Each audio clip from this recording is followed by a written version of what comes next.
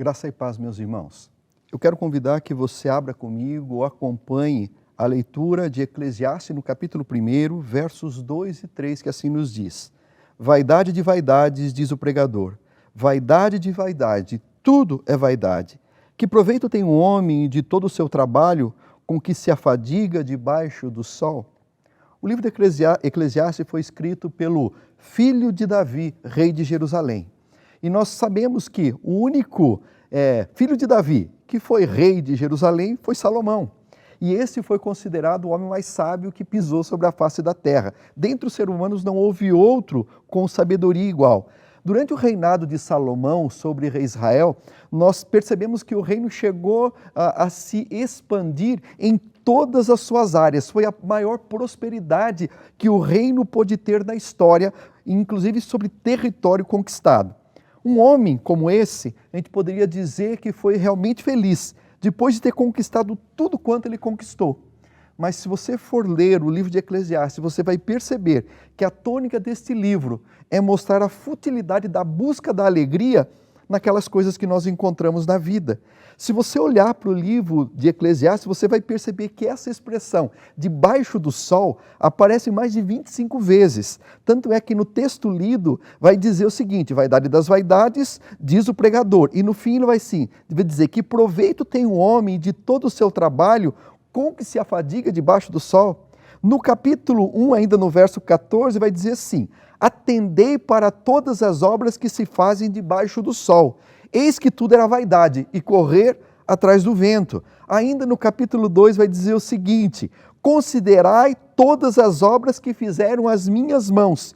E eis que tudo era vaidade e correr atrás do vento. Nenhum proveito havia debaixo do sol. Bom, Salomão provou de tudo aquilo que nós achamos que pode trazer felicidade.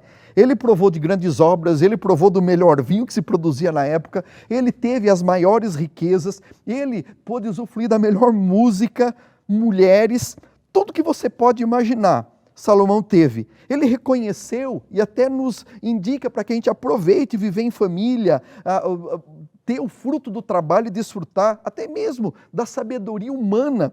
Ele vai entender que é importante, mas não é satisfatória.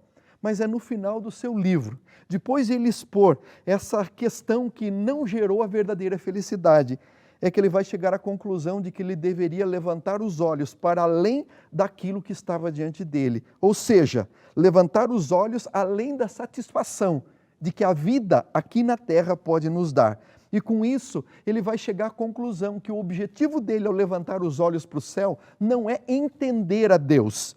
E ele mesmo vai dizer no capítulo 8, no versículo 17, então contemplei toda a obra de Deus e vi que o homem não pode compreender a obra que se faz debaixo do sol. Por mais que trabalhe o homem para descobrir, não entenderá. E ainda que diga o sábio que a virá a conhecer, nem por isso poderá achar. E ele vai concluir o seu livro lá no capítulo 12, versículo 13, dizendo o seguinte: de tudo que tem ouvido, a suma é: teme a Deus e guarda os seus mandamentos, porque isso é o dever de todo ser humano. Diante de tudo que este sábio viveu, ele entendeu que ele não deveria entender tudo quanto Deus faz sobre a terra, mas ele deveria conhecer a Deus e deveria guardar os seus mandamentos, temer a Deus e guardar os seus mandamentos. Nós temos um dia pela frente hoje. Eu não sei quais são os desafios que virão. Com certeza virão coisas que nos trarão alegria, outras nos trarão tristeza, mas o desafio é para que você levante os teus olhos, para que você veja além do que está à sua frente. E como nos diz esse sábio escritor, para que eu e você entendamos que nesse dia nós teremos que temer ao Senhor e guardar os seus mandamentos. Que seja isso verdadeiramente a conclusão que nós cheguemos, para que nós possamos desfrutar de um dia debaixo do seu cuidado e debaixo da sua poderosa mão. E é por isso que eu quero orar pela sua vida agora, para que Deus nos dê essa graça. Ó Deus, louvo-te pela graça de mais um dia.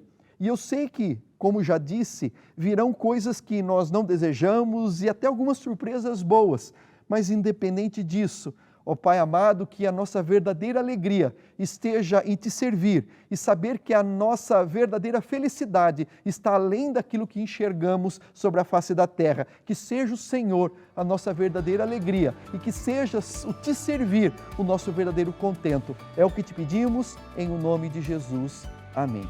Que Deus te abençoe e até a próxima, se assim o Senhor nos permitir.